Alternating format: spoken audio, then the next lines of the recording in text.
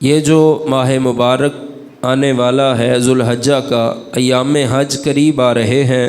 خوش نصیب لوگ، سعادت مند لوگ سرکار دو عالم صلی اللہ علیہ وسلم کے روضے پہ حاضری دیں گے، حج کی سعادت حاصل کریں گے، طواف کعبہ ہوگا، صفا و مروہ کی سعی ہوگی، میدان عرفات میں مزدلفہ میں قیام ہوگا۔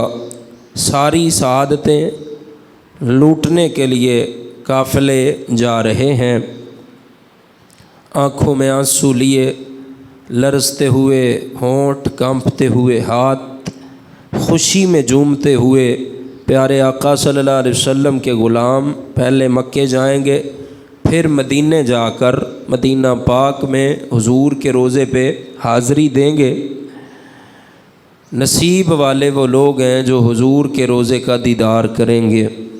کہاں کی دولت، کہاں کا منصب، قسم خدا کی یہ ہے حقیقت، جنہیں بلایا ہے مصطفیٰ نے وہی مدینے کو جا رہے ہیں۔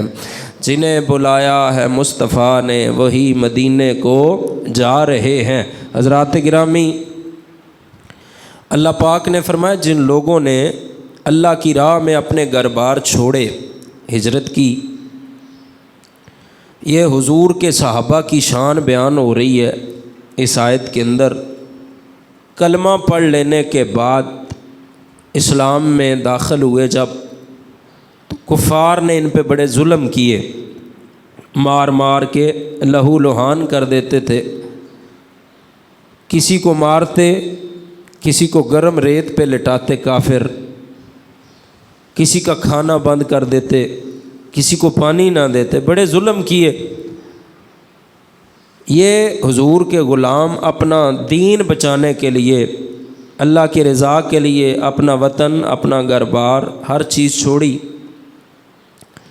اللہ نے فرمایا جب انہوں نے ہمارے دین کی خاطر اپنا گھر بار، وطن، کنبہ سب کچھ چھوڑا ہے تو ہم انہیں ضرور اچھی جگہ عطا فرمائیں گے۔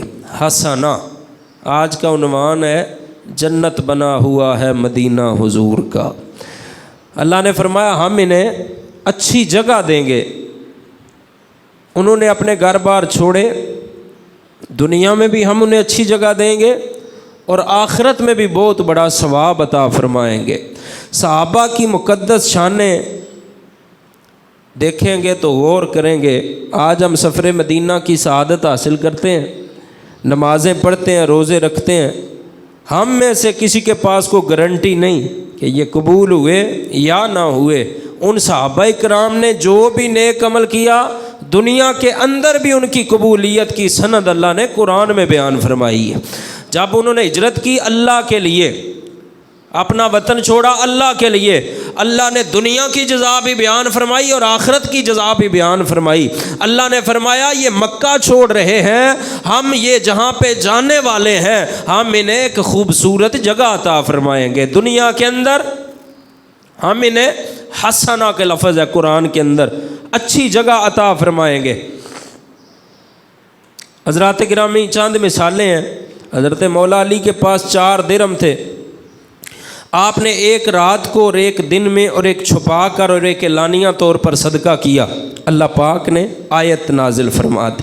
اللہ نے فرمایا وہ لوگ جو رات کو، دن کو، پوشیدہ، اعلانیہ، ظاہری، باطنی، چھپا کر اور اعلانیہ اللہ کی راہ میں مال خیرات کرتے ہیں، ان کے لیے ان کے رب کے پاس بہت بڑا اجر ہے۔ سبحان اللہ۔ اللہ نے دنیا میں ہی ان کی جزا بیان فرما دی۔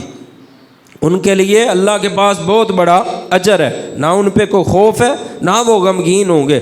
صحابہ مغرب کے بعد نماز اوابین پڑھا کرتے تھے۔ اللہ پاک نے، قرآن پاک نے فرمایا تو کسی جان کو معلوم نہیں کہ وہ آنکھوں کی ٹھنڈک جو ان کے اعمال کے بدلے چھپا رکھی ہے، یعنی ان کے نوافل پڑھنے کی جزا بھی اللہ نے بیان فرما دی۔ حضرت ابو طلحہ انصاری نے مہمان نوازی کی، خود بھوکے رہے، سب مہمانوں کو کھانا کھلایا، اللہ نے ان کی مہمان نوازی قبول فرمائی تو آگے اللہ نے ان کی جزا بھی بیان فرما دی۔ فرمایا یہی لوگ کامیاب ہو گئے۔ سبحان اللہ۔ حضرات گرامی، ان پر اللہ پاک کی کیسی کیسی کرم نوازیاں تھیں۔ اللہ نے آیت اتار کر ان کے 2 طرح کی جزائیں دنیا کے اندر بھی اور آخرت کے اندر بھی اللہ نے جزا بیان فرمائی۔ اب آپ کی توجہ، یہ تمہیدی میں نے 3 واقعات قرآن سے آپ کے سامنے پڑھ دیے ہیں۔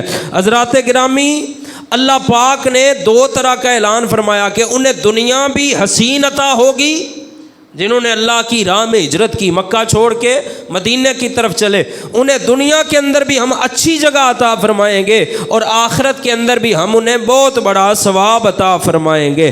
حضرات گرامی توجہ، مکہ سے جو مدینہ ہجرت کر رہے ہیں ان کی شان کتنی ہے، وہ جا رہے ہیں مدینہ پاک کے اندر، اللہ نے فرمایا ہم انہیں خوبصورت جگہ عطا فرمائیں گے، اور آخرت میں بھی ہم انہیں بہت بڑا ثواب عطا فرمائیں گے۔ وہ مکے سے کہاں پہنچے؟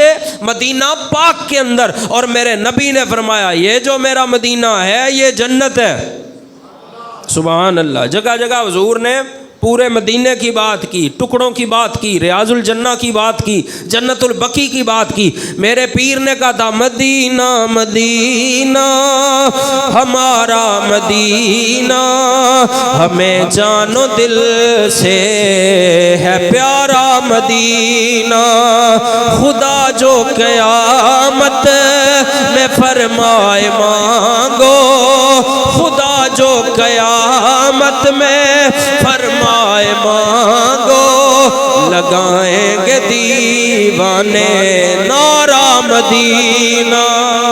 جنت بنا ہوا ہے مدینہ حضور کا۔ پتہ چلا رب نے مدینے کو حسنا، خوبصورت ترین جگہ کہہ کے بیان فرمایا۔ حضرات گرامی، جسے دیکھ کر چہرہ تر و تازہ ہو جائے، دل کے اندر سکون اترے، اسے مدینہ کہتے ہیں۔ جسے دیکھ کر، جہاں پہ جا کر سکون قلب نصیب ہو جائے، اس کو کیا کہتے ہیں؟ مدینہ کہتے ہیں۔ بڑی پیاری بات۔ صحابی رسول حضرت انس بن مالک آپ فرماتے ہیں مدینہ کے والی کی عادت تھی، سرکار نے اپنے کندھوں پہ چادر ڈال رکھی ہوتی تھی جب سفر پہ جاتے تھے۔ سرکار جب سفر سے واپس آتے تو مدینہ کے والی دو عالم کے داتا صلی اللہ علیہ وسلم اپنی چادر مبارک اتار دیتے، اور آپ فرماتے یہ مدینہ آ گیا ہے، یہ مدینہ کی پاکیزہ ہوائیں ہیں، اس لیے میں چادر اتار رہا ہوں تاکہ یہ پاکیزہ مدینہ کی ہوائیں ڈائریکٹ میرے جسم کو چھو سکیں، ڈائریکٹ حضور کے جسم کے بوسے لے سکیں۔ آپ پسند فرماتے تھے چادر ان ہواؤں کو روک نہ لے، آپ چادر اتار دیتے تاکہ یہ مدینہ کی مقدس ہوائیں میرے جسم سے لپٹ جائیں۔ وہ جس کا شہر بھی ہے سا پیارا، جہاں کی رات دن سے سوا ہے، فضائے طیبہ پہ قربان جاؤں، نسیم خلد سی جس کی ہوا ہے۔ حضرت انس فرماتے ہیں مدینہ کے تاجدار صلی اللہ علیہ وسلم جب مدینہ کے اندر آتے، مدینہ کے در و دیوار اور مدینہ کی کلیوں کو اور درختوں کو اور گلیوں کو جب دیکھتے تو آپ اپنی سواری مبارک مدینہ منورہ کی محبت میں تیز فرما لیتے، اور آپ یوں دعا کرتے، اے اللہ ہمارے لیے مدینہ میں اچھا ٹھکانہ بنا، اور مدینہ میں ہمیں وسیع رزق عطا فرما۔ آج سب سے وسیع رزق آپ کو کہاں ملے گا؟ مدینہ پاک کے اندر ملے گا۔ حضرات گرامی، مدینہ کا حسن، مدینہ کی خوبصورتی، اس کی کیا بات ہے۔ ایک دنیا کا حسن ہے، یہ عارضی ہے، یہ فانی ہے، یہ فنا ہونے والا ہے۔ ایک حسن وہ ہے جو دنیا داروں کو اچھا لگتا ہے، اور ایک حسن وہ ہے جو حضور کے عاشقوں کو اچھا لگتا ہے۔ وہ کیا ہے؟ وہ حسن مدینہ ہے۔ مدینہ کا حسن دیکھیں آپ، خود خالق کائنات کا خطاب ہے۔ اللہ پاک نے فرمایا حسنا، خوبصورت شہر، بلند آواز سے فرمائیں گے سبحان اللہ۔ حسنا، خوبصورت ترین شہر، وہ کیسا نرالا شہر ہے جی، بار بار بار بار بندہ جاتا ہے اور واپس آنے پہ کسی کا دل نہیں کرتا۔ امیر اہل سنت کے پیر آپ بڑے ولی کامل تھے، 80 سال آپ نے مدینے گزارے۔ آج بھی آپ کا جو ہے وہ مزار پاک جنت البقیع کے اندر ہے۔ آپ کا معمول تھا کہ آپ کی رہائش گاہ پر محفل ہوا کرتی تھی، پاک و ہند کے علماء وہاں پہ بیان کرتے تھے۔